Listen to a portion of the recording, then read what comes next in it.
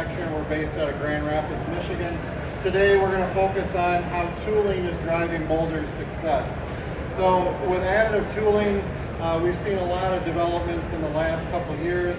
So I just want to kind of share what we're doing here as a company and some of the updates that might provide some food for thought of what's happening in the industry today. So with that, I just want to kind of qualify a few things. What is additive tooling and why additive for molding and injection molding industry? So first and foremost, additive tooling is when we start with a raw material closest to its original state. So we use powder in our process. So we start with metal powder.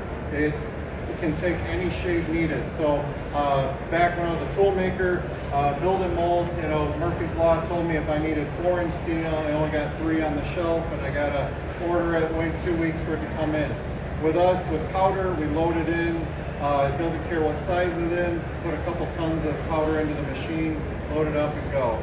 So that's a big differentiator. We're building to shape, so things like DMLS process, direct metal laser sintering, DED, those are direct sintering processes, binder processes where you're making a binder and then baking it out and then building from there through a sinter process. Those are all processes that are used in the additive process. True tool steels, this is another key critical factor for success in additive tooling. So using things like a 420 stainless or H13, there's some new steels out that are modified like from a base material, which give you exponential properties we'll talk about in a minute. And then achieving density, so high density, close to 100% is always the goal, right? So the more dense it is, the better it's going to perform, the better properties you're going to get out of it. Being able to heat treat, being able to do all the things you would to billet steel. So, you know, welding on it, hey, wear happens, mistakes happen, so being able to weld it, texture it, all those things that you would traditionally do, those are things that are vital to be able to do it in additive tooling. Another key thing with additive is that, again, going back, we are starting with feedstock, so we're not waiting on other steel to come in or things like that, so we're able to cut that lead time down. We're combining multiple processes in one, so we don't have to go through milling, drilling, squaring, heat treat. Then we have to start it all over again with finish machining and EDM. We're going right to a near net shape, which is closer to the finish line, which requires very little machining. So there's some benefits there. We're combining those processes in because what ends up happening, what we see, you go through a typical tool shop, it's not the machine making the chips that's the long lead time, it's waiting on that machine, waiting on that machine, waiting on that machine to go in. So again, if we don't have to wait, if we're doing those multiple processes, it does it all in one and it's more efficient. So the other key there is that it's exponentially faster. So most of you probably remember the good old days of 3D printing. Hey, it's slow, you know, it's like, hey, let's load in the machine, you know, come back in 10 days and that one little insert will be done, you know, it's amazing. Nowadays, those things have kind of gone by the wayside, and I'll talk about that a little deeper in a moment, but exponentially faster. So think about in the molding world, it's like running a 1-cavity mold versus a 16-cavity mold. We're not extrapolating out the cycle time by 16x. We're still getting the benefit of a shorter cycle time. We're just adding more cavities to the process. So that's some rules of thumb that are happening there. And then it really enables delivery in days. So being able to deliver molds in days, now more than ever, lead time is first and foremost for a lot of people, even more so than cost in some cases. So some of the factors now that we're looking at that really are driving the adoption even faster than ever.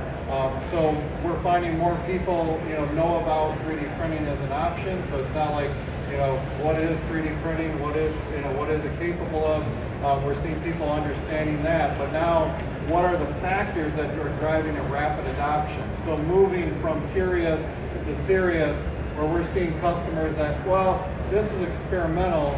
Now we're seeing those same customers saying, this is the future of how we're going to build molds in the future in order to get the efficiencies that we need to maintain our productivity and our bottom line, basically.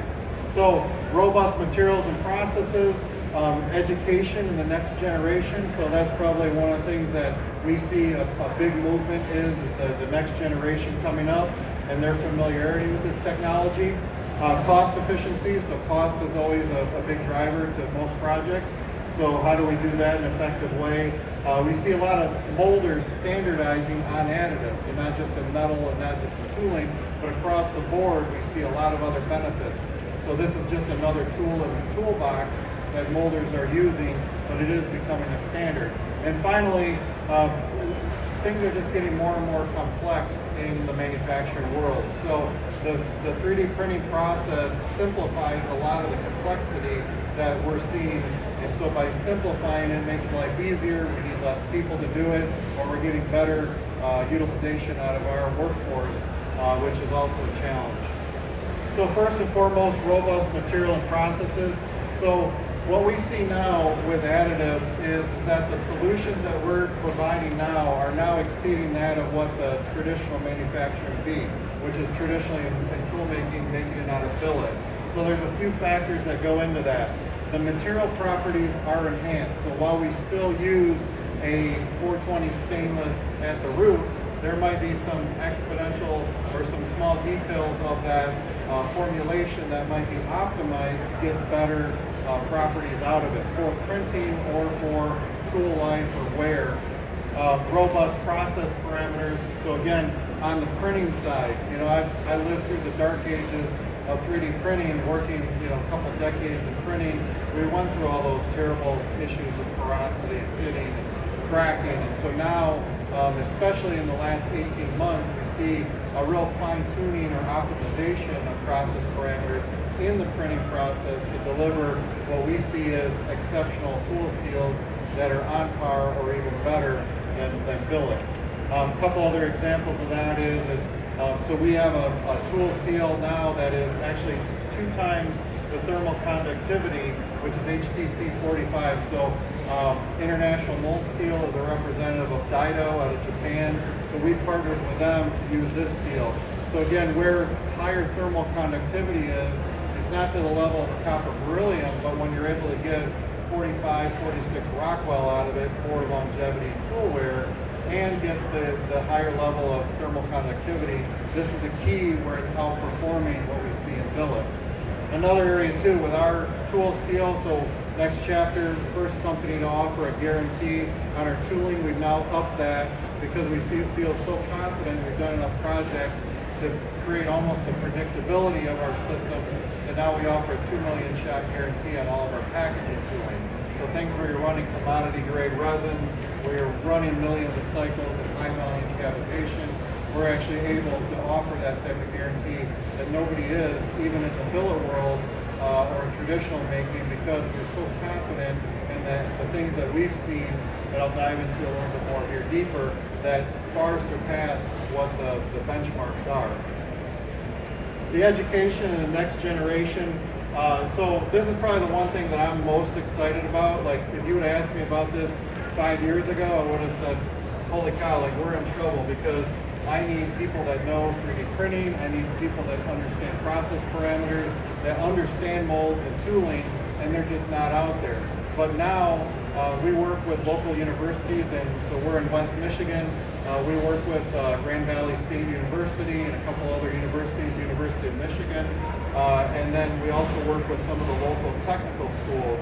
And I can just say I'm just blown away by the amount of technical capability and the familiarity of 3D printing that's happening. So now in 4-year schools, we have deep dive into research and development into metal 3D printing, into polymer 3D printing.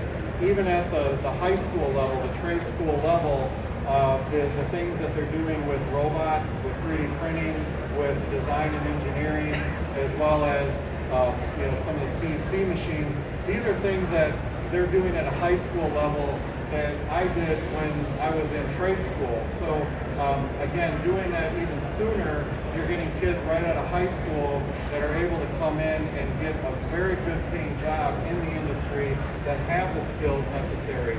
So I think not having all that kind of bad habits and bad background of the traditional methods really opens people up to saying, hey, this is the only thing I know is 3D printing, and we're going to push forward into the future. So having that in mind, education of the next generation coming in, I think is really a good fresh shot in the arm for seeing this transformation in the industry. So cost efficiencies. So this is always, again, another one that we hear, even talking to people this morning, like, oh, it's too expensive. And you say, okay, this project here, we quote a project and they say, wow, I had no idea that was the cost. It's like, it's kind of a no-brainer not to do that because the cost of doing it conventionally is excessively more. So the things that we see happening right now, so right now TCT Asia is happening in Asia right now. This is the big 3D printing trade show. There was a couple releases that have come out. There's equipment now, 3D printing machines running 2 meters cubed, so 2 meters by 2 meters, 2 meters in 3D printing in metal. So you could essentially, people say, why don't you print the whole mold? Guess what? We're getting there. So if we need to print the whole mold, we can do that. The technology exists. 128 laser systems. So I remember, again, back in the good old days, running single laser systems. Again, it's like sitting there watching paint dry. It's like, hey, 10 days, the insert will be done, and let's hope it's good. Now we're, turning parts over for multiple high cavitation tools faster than what you can even rough them out, heat treat, finish them in the traditional billet process. So the days of driving costs out, it's essentially like having a CNC machine with 128 cutting heads in it. Having 128 lasers working in one machine is really, again, the way we see it. So it's almost like there's a law in computing called Moore's Law, and this is where, again, the technology is doubling every 2 years, and we see this happen in 3D printing. Is this essential effect of Moore's Law happening, where we're now so far ahead of where the efficiency of it is, and what that's doing is driving the cost down. Yes, the machines are still millions of dollars, but when you look at the cost efficiency and the hourly rate of what they're producing, it's now drastically reduced compared to what we see in traditional milling with high-end 5-axis CNCs. Feedstocks, again, where steel is rising. I don't know if any mold makers in the group here today, but when you look at, ask any mold maker what he's seen with steel prices in the last year. We're not even talking tariffs and the new administration, but just what you've seen on over the last couple of years. Steel is just going up and up and up. I'm proud to say that we've really worked with our suppliers and feedstocks to be able to maintain or even reduce our costs on raw materials over the last 3 to 5 years. And so with that, with 3D printing stocks coming down, just printing more of powder, making more feedstocks, it's going to become more cost effective. And then in the future, again, you're going to see billet prices go up or remain volatile. So again, another area where cost effectiveness drives in. Additive speed increasing faster than ever. So again, the 3D printing machines, we've got machines coming in here in the next 6 weeks, and these machines will be 20 times faster than what the average machine is on the market right now. And so those are the things that we're driving based on what our customers are demanding, to say, look, we need it faster, we need it more cost effective, and the only way to do that is with higher, faster machines. The other area too is that, with the cost effectiveness of the 3D printing, we're able to reduce the cost there.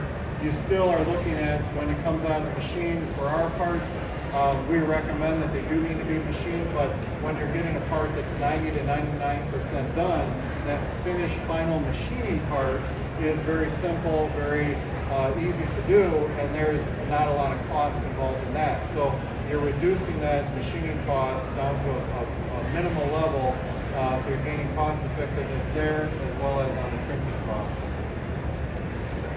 Another thing that we see, again, with molders, and this is probably the most encouraging, is we see more and more molders that, it used to be, let's say, kind of maybe more the OEM level, so the GEs and the Hondas and the Toyotas, these guys that, have a lot of resources, have a lot of people and that they can put on projects and make sure that they get put through.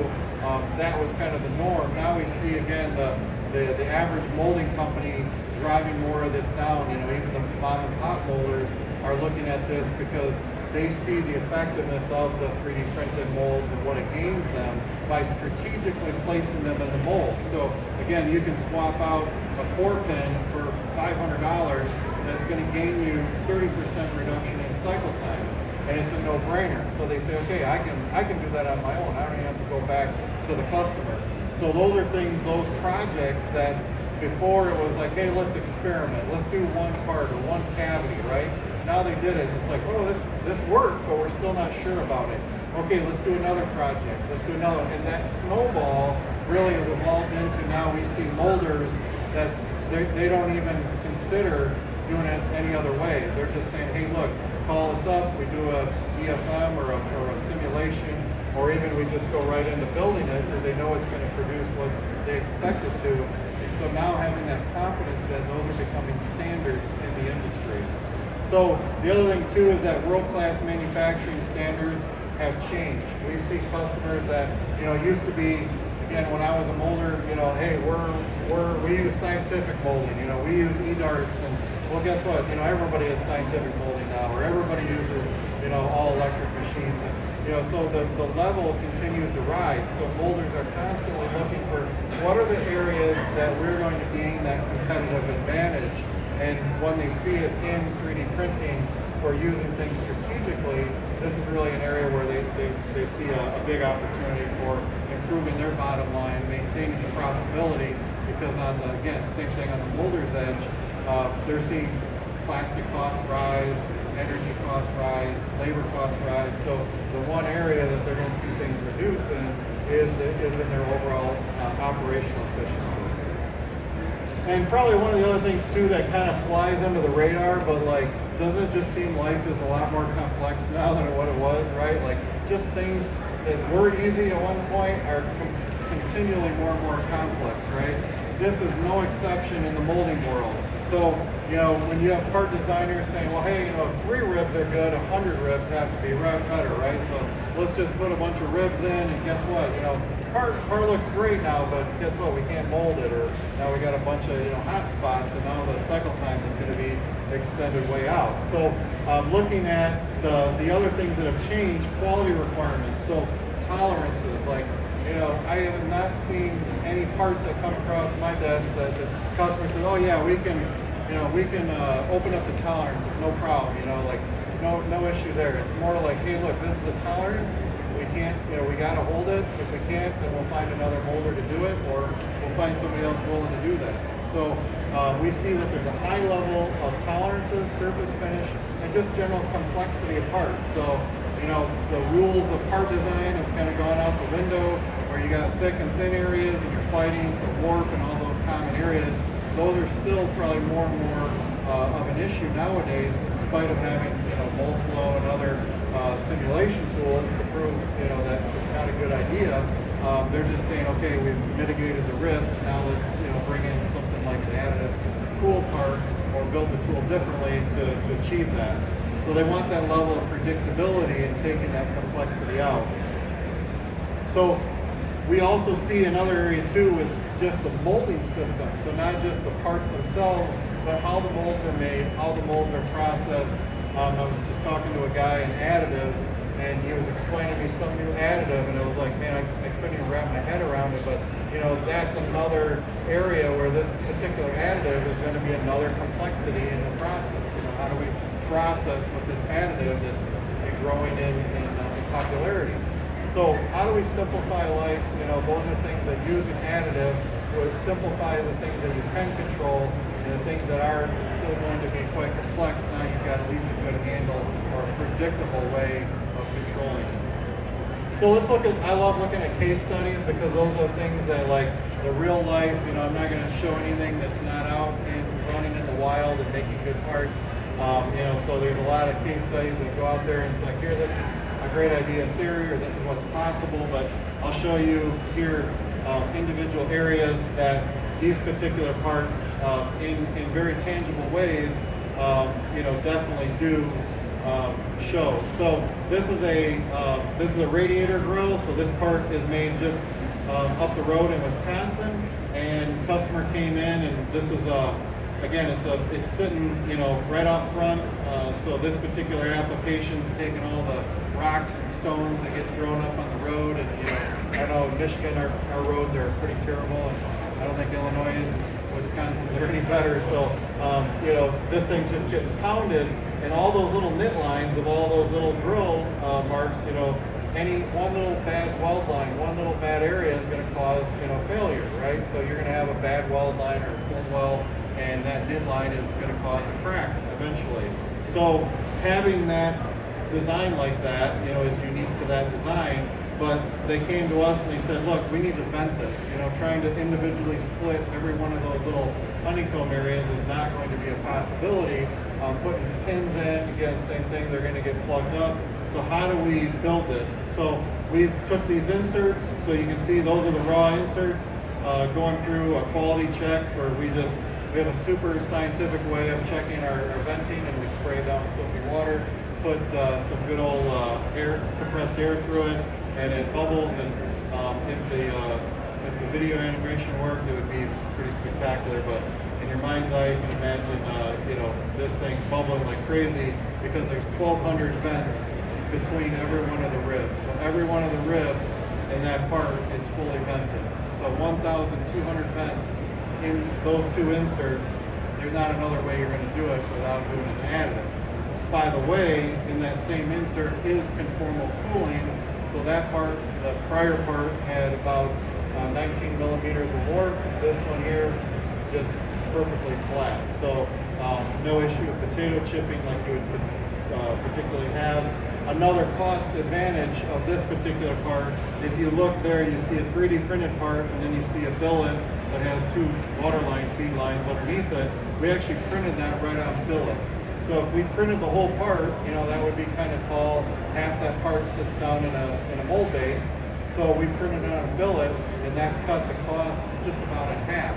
So now here's a cost-effective way of saying, okay, this would have been a really expensive part to do. Now we built it on billet, cut the cost in half.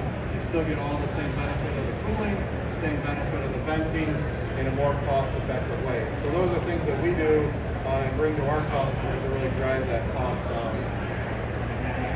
This is another one, a new product launch that just came out on the market. So Toyota came out with a new Trail Hunter, so a pretty cool model that's with a new trim package.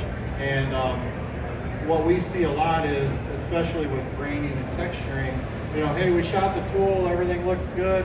Now we grained it, now we have all these like little swirly things all over. So if you look here on the top part, in the text, there's all these like micro turbulences. So I wouldn't really call it maybe a gas trap, but even just turbulence. So as that's filling across, that flow front going across all that text, it creates some turbulence and then maybe micro gas traps.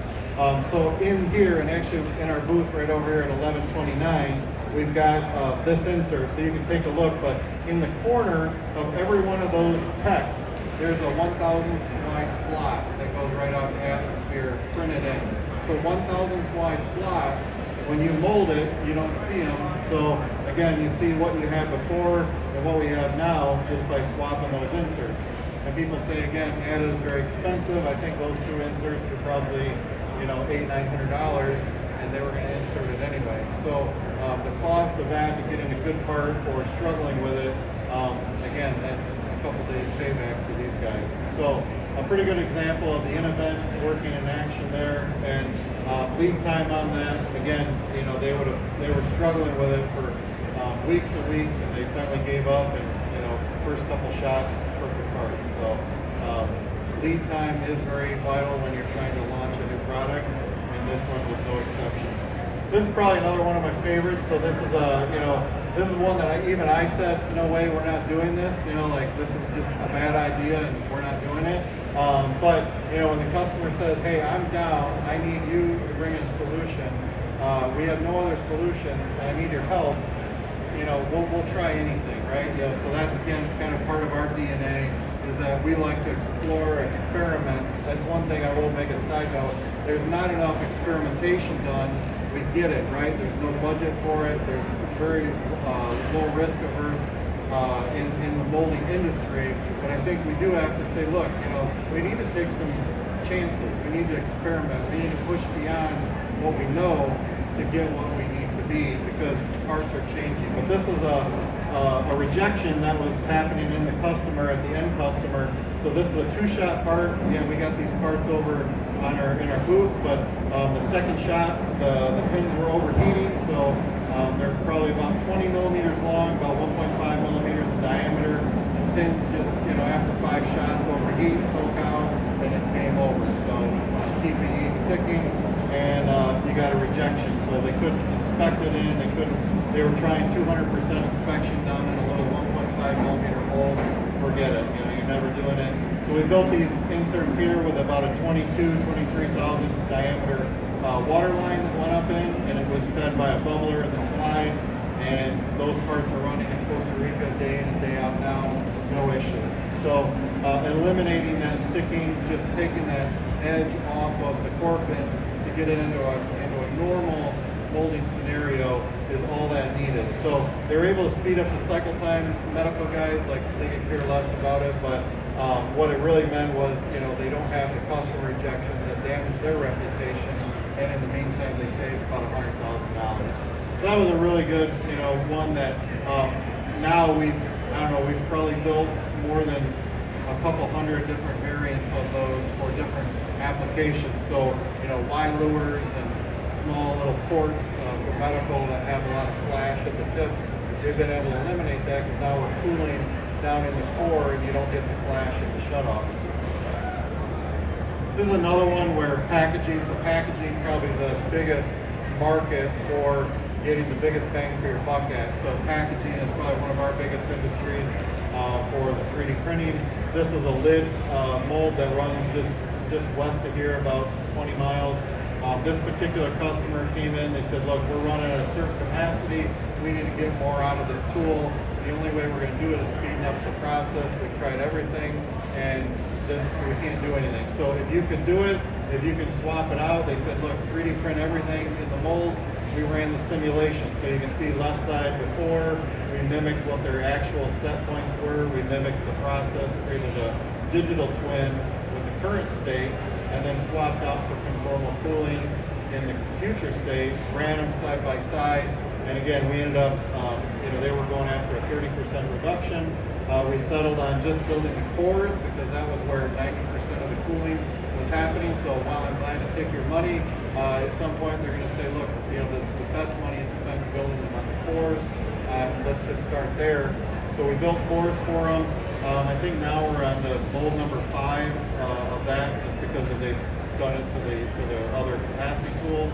And we end up getting a 35% reduction in cycle time, increase the capacity, 6-figure savings per mold. So again, the payback on this, about 6 months payback.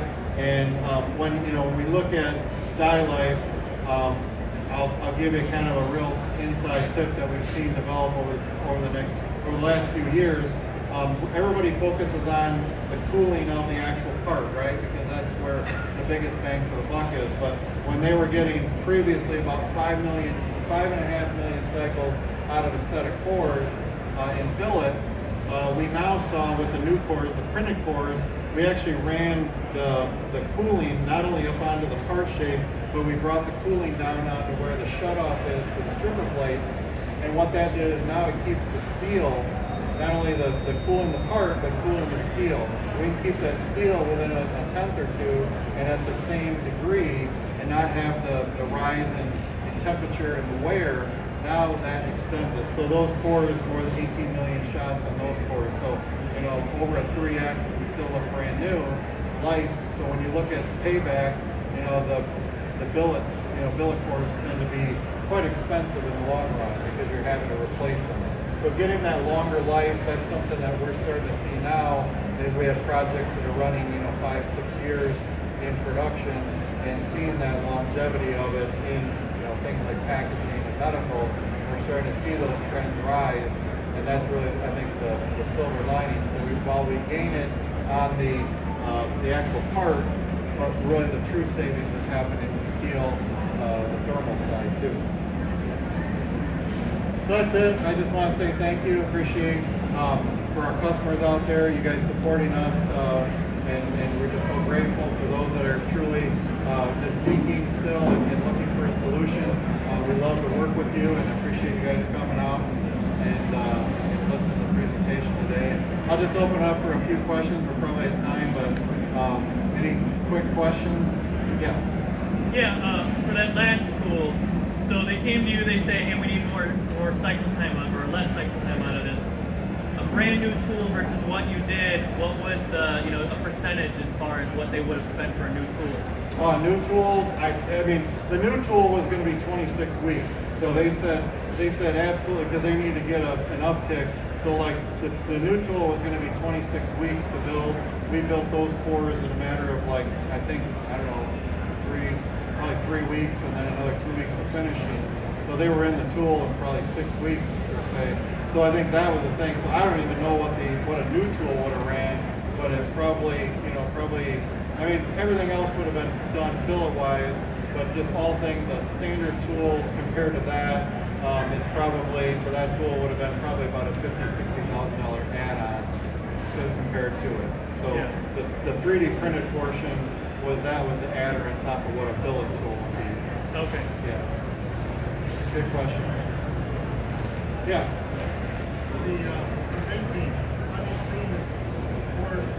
Yeah, that's the number one question, right? So, so again, as a molder, and the guys live with, guys like the hot shot tools and plug stuff up. So what we recommend, so our goal with the vending is to get you to your next PM. So I've lived with those babysitting molds where you got to pull them every day or every hour, every shift, right? You're laughing because you know it's true.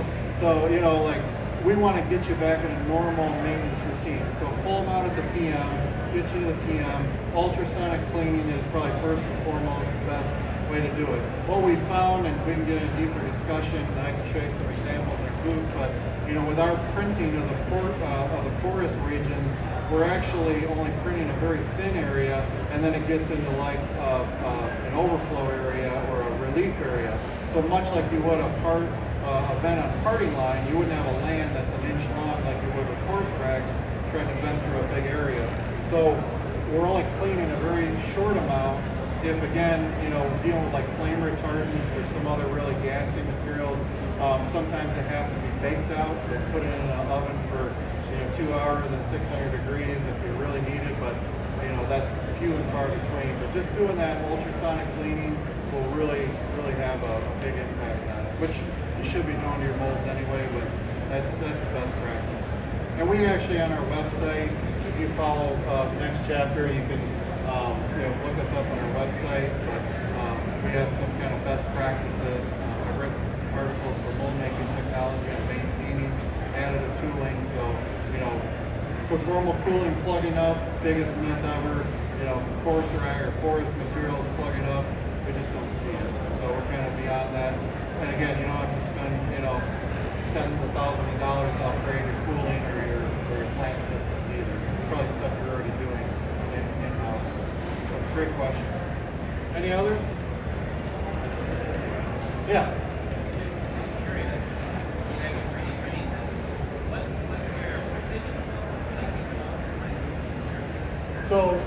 So for the venting, we're about 20 to 25 micron pore size is average. So that's what we're able to do with the controlled porosity, and then we can get that down right down to the thousandths of an inch. So if you need, so if you think about a rib, say you got a rib, you wouldn't want to put the porousness on the side wall of the rib because then you're really sticking. So we would just put it right down at the bottom of the rib where you need it. The sidewall is full solid, full dense steel. By the way, you can cool them if you want to. But by doing that approach, now we can dial it in. On our printing process, we're typically within, 7-8 thousandths on printing an insert. I always say, we add machine stock to it because if you say, it's within a few thousandths, then people think you don't need to machine it.